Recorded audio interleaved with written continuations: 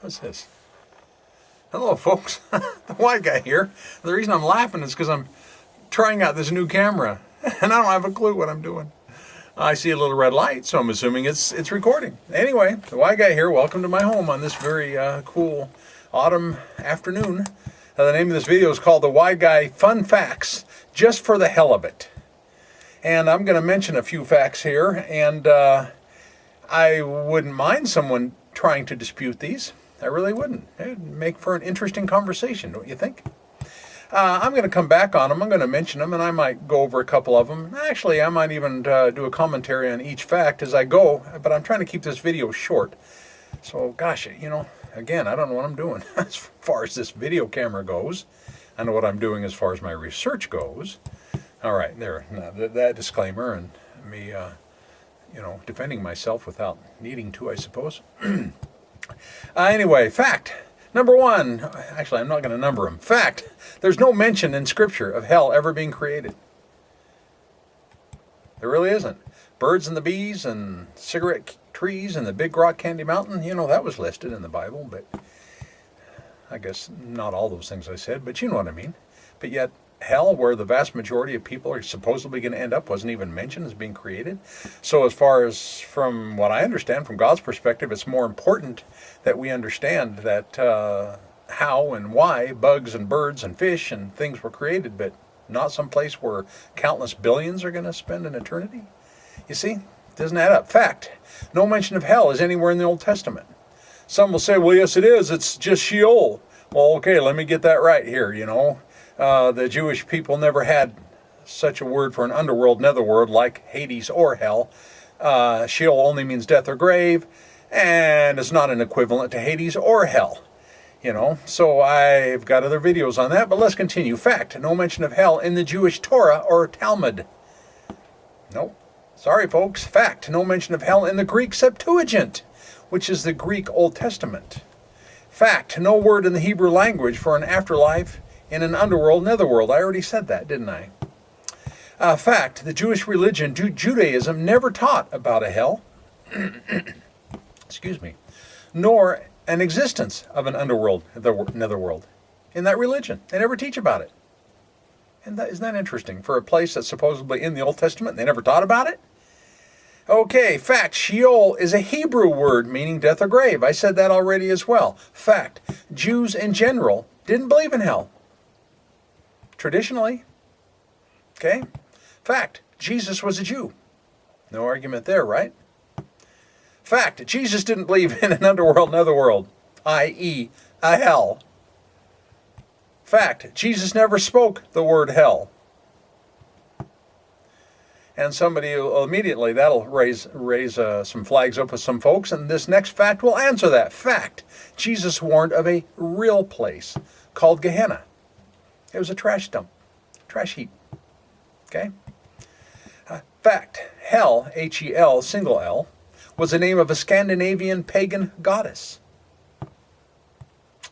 Fact: ancient Scandinavia tribes kept invading ancient Latin Italy on and off again for over 300 years. Fact: a society based on a place called hell is a Latin invention and made into a comedy play called Dante's Inferno. Fact: the word hell never existed in all the letters and manuscripts that later became the Bible. Bibles, plural. Fact: using the aforementioned letters and manuscripts, the ancient Latin Church created the first complete Bible called the Latin Vulgate in AD 440. And they inserted the word hell into the Vulgate 111 times when it never existed before.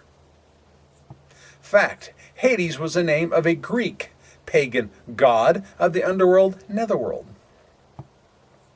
Fact: both hell, H-E-L, single L, and Hades are names of pagan god and goddesses. Or a name of a pagan god and a pagan goddess. There, that's a more English way of putting it. Fact: the first commandment: there shall be no other gods before me. Fact, the Apostle Paul warned of never preaching a different gospel than the one he preached. Fact, Paul never mentioned hell in all the 13 letters that make up the majority of the New Testament. Fact, by including hell, the Christian religion is preaching a different gospel than the one Paul preached. Just how it is. Fact, the Bible speaks of lies and slander within its pages in Jeremiah 8:8, as well as in Jeremiah 23:36. Fact, according to Scripture, the Bible is not inerrant. Fact, not one Bible translation agrees with how many times the word hell should be in it. Here's a redundant fact for you. As a matter of fact, all of the facts that I just mentioned on this video are not simply beliefs, but can be proven linguistically and with historical facts.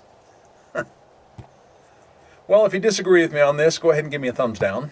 I would assume most Christians do disagree with this because they've been brainwashed and bamboozled into believing doctrines of men instead of facts.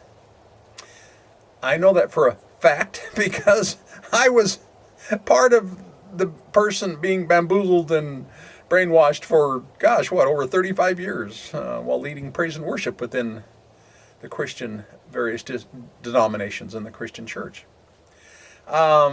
So anyway, if you feel like leaving me a thumbs up, that would really be appreciated.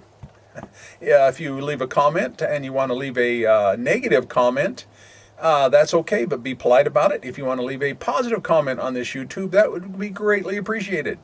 Consider subscribing to this channel. Also, look me up on Facebook under a private group called the Y Guy Group. Incredible, intelligent people there. And I just pontificated there, didn't I? No. Anyway, you get my drift. I'm just having fun here with this new camera because I'm looking at myself on this screen. I tell you, man, it's totally different than what I'm used to, and I'm kind of funny looking. Jeez. Look me up on. Also, I have an avatar name of Jonathan Jones. It's an open public group, and there's plenty of people that disagree with me there. And whenever they're not polite, I block them. Isn't that amazing? I don't mind people disagreeing with me. I don't mind that at all. I love having a good debate, good discussion. But come prepared. If you're going to debate with me, come prepared. All right? So anyway, thank you for viewing. Now let's see if I can figure out how to turn this thing off.